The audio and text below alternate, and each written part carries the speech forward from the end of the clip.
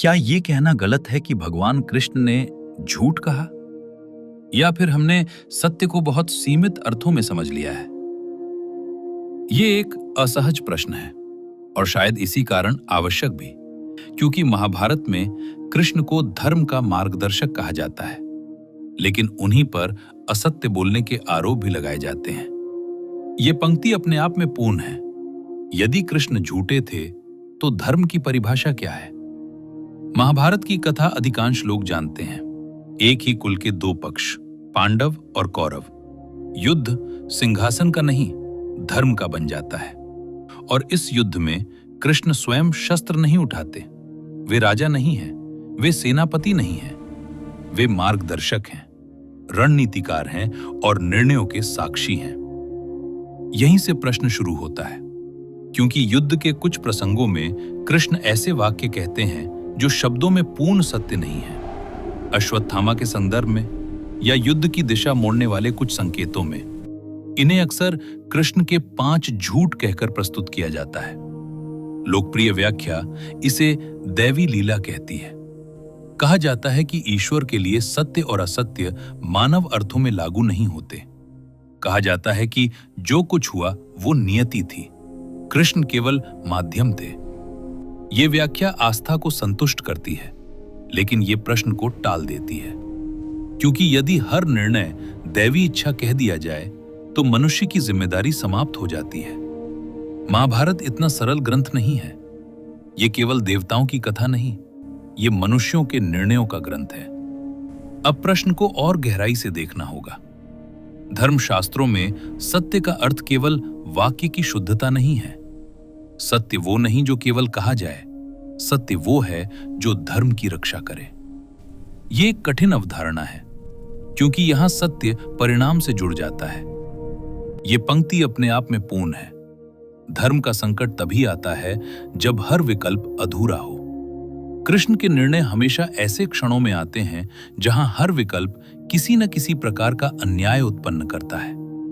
यदि पूर्ण तथ्य कहा जाए तो युद्ध और अधिक क्रूर हो सकता है। यदि मौन रखा जाए तो अन्याय को बढ़ावा मिल सकता है। ऐसी स्थिति में कृष्ण शब्दों के सत्य को नहीं, धर्म के संतुलन को प्राथमिकता देते हैं। ये कोई चालाकी नहीं है, ये जिम्मेदारी का बोझ है।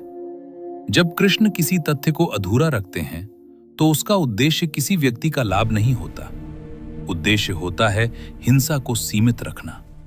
उद्देश्य होता है युद्ध को नियंत्रित करना और उस व्यवस्था को रोकना जो अन्याय पर टिकी है। यह पंक्ति भी स्वतंत्र है। कृष्ण का मौन भी एक निर्णय था। महाभारत में कृष्ण स्वयं को नैतिक रूप से सुरक्षित नहीं रखते। हर ऐसा निर्णय उनके ऊपर भी आरोप का भार डालता है। वे जानते हैं कि भविष्य में उन्हें दोषी ठहराया जाएगा, फिर भी वे वो भार स्वीकार करते हैं। ये किसी सर्वशक्तिमान ईश्वर की नहीं, एक जिम्मेदार मार्गदर्शक की भूमिका है। यहां से एक और महत्वपूर्ण बात सामने आती है। कृष्ण धर्म को निर्दोष नहीं बनाते, वे उसे उत्तरदायित्व से जोड़ते हैं। अब इस दृष्टि का एक सशक्त प्रतिवाद भी है। कई विद्वान कहते हैं कि असत्य किसी भी रूप में धर्म नहीं हो सकता। यदि एक बार भी शब्दों से असत्य कहा जाए तो नैतिक आधार टूट जाता है। इस दृष्टि से कृष्ण का आचरण मानव सीमाओं में बंधा दिखता है। ये तर्क गंभीर है और सम्मान योग्य भी, क्योंकि यही दृष्टि धर्म को कठोर नैतिकता से जोड़ती है। और यह भी सत्य है कि ऐसे निर्णयों ने कई व्यक्तियों को असहाय स्थिति में डाला। इस दृष्टिकोण से कृष्ण आलोचना से पूरी तरह परे नहीं है। ये पंक्ति भी पूर्ण है। महाभारत निर्दोषता का ग्रंथ नहीं है, ये जिम्मेदारी का ग्रंथ है। अंत में ये प्रश्न कृष्ण के झूठ का नहीं है, ये प्रश्न हमारे सत्य का है। क्या सत्य केवल शब्दों में होता है या परिणामों में भी? कृष्ण हमसे ये नहीं कहते कि असत्य बोलो।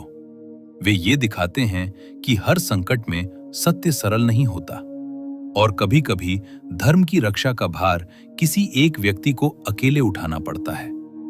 ये अंतिम पंक्ति है। महाभारत में कृष्ण झूठे नहीं थे, वे उस सत्य को ढो रहे थे जिसे कोई और ढोने को तैयार नहीं था।